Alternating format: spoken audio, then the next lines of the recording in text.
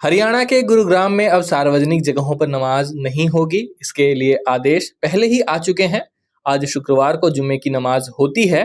इसे लेकर मुख्यमंत्री मनोहर लाल खट्टर का सख्त रुख देखने को मिला है। मुख्यमंत्री खट्टर ने स्पष्ट शब्दों में कहा है कि खुले में नमाज नहीं होनी चाहिए। उन्होंने कहा कि खुले में नमाज बर्दाश्त नहीं की जाएगी। मुस्लिम समाज के लोग खुले में नमाज ना करें, भले ही वो अपने घर में नमाज करें। जिला प्रशासन नमाज को लेकर बातचीत कर रहा है। इससे पहले गुरुग्राम उपायुक्त ने बीते सोमवार को कहा था कि मुस्लिम और हिंदू समाज के लोगों की बैठक बुलाई गई, जिसमें कई फैसले लिए गए। अब नमाज का विरोध नहीं होगा। इसमें तय हुआ कि अब सार्वजनिक जगहों पर नमाज नहीं होगी।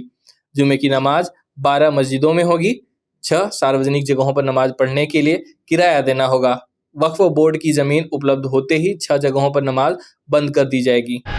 शोक में डूबे देश ने आज नम आंखों से अपने पहले chief of defence staff general Bipin Rawat और उनकी पत्नी मधुलिका रावत को शुक्रवार को अंतिम विदाई दी।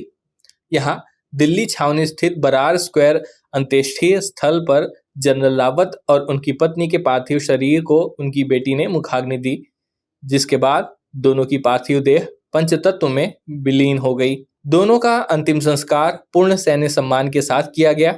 सेना के बैंड की धुन के साथ उन्हें 17 तोपों की सलामी दी गई। जनरल रावत और उनकी पत्नी के पार्थिव शरीर एक ही चिता पर रखे गए। अंत्येष्टि स्थल पर लोगों का हुजूम मौजूद था। लगभग 800 सैन्य कर्मियों के साथ रक्षा मंत्री राजनाथ सिंह, कानून मंत्री किरण रिजिजू भी भारत के पहले सीडीएस के अंतिम संस्कार के समय मौजूद थे। भारतीय रेल में रोजाना करोड़ों लोग यात्रा करते हैं। भारतीय रेल देश की लाइफलाइन है, इस बात में कोई दो राय नहीं है। हालांकि कोरोना लॉकडाउन के दौरान ये संख्या काफी कम हुई है।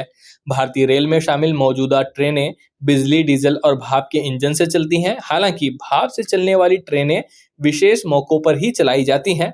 हाल ही में रेल मंत्री अश्विनी वैष्णव ने शुक्रवार को कहा कि भारत में रोजाना औसतन 13,555 ट्रेनें चल रही हैं और इनमें से 37% डीजल इंजनों पर चलाई जा रही हैं। शेष 63% बिजली के इंजनों द्वारा ढोए जाते हैं। उन्होंने राज्यसभा में एक प्रश्न के जवाब में यह उत्तर दिया। जम्मू कश्मीर के बंदीपोरा जिले में आज एक आतंकी हमले में आतंकियों द्वारा पुलिस दल पर फायरिंग की गई, जिसमें 2 पुलिसकर्मियों की मौत हो गई। अधिकारियों ने यह जानकारी दी है। उन्होंने बताया कि घटना बांदीपोर के गुलशन चौक पर हुई। सुरक्षा बलों ने पूरे क्षेत्र की घेराबंदी कर ली है और आतंकियों की तलाश अभियान छेड़ा गया है। पुलिस के अनुसार आतंकवादियों ने आज शाम एक पुलिस पार्टी पर फायरिंग की, जिसमें दोनों पुलिसकर्मी गंभीर रूप से घायल हो गए। इन्हें अस्पताल ले जाया गया, जहां डॉक्टरों ने इन्हें मृत घोषित किया। कानून मंत्री किरण रिजिजू ने लोकसभा में बताया कि गृह मंत्रालय के पास राजद्रोह से निपटने वाली आईपीसी की धारा 124A को खत्म करने का कोई प्रस्ताव विचाराधीन नहीं है। धारा 124A के संबंध में कानून का प्रश्न सुप्रीम कोर्ट के सामने विचाराधीन है। गृह मंत्रालय ने सूचित किया है कि भारतीय दंड संहिता 1860 की धारा 124A को समाप्त करने का कोई प्रस्ताव विचाराधीन नहीं है।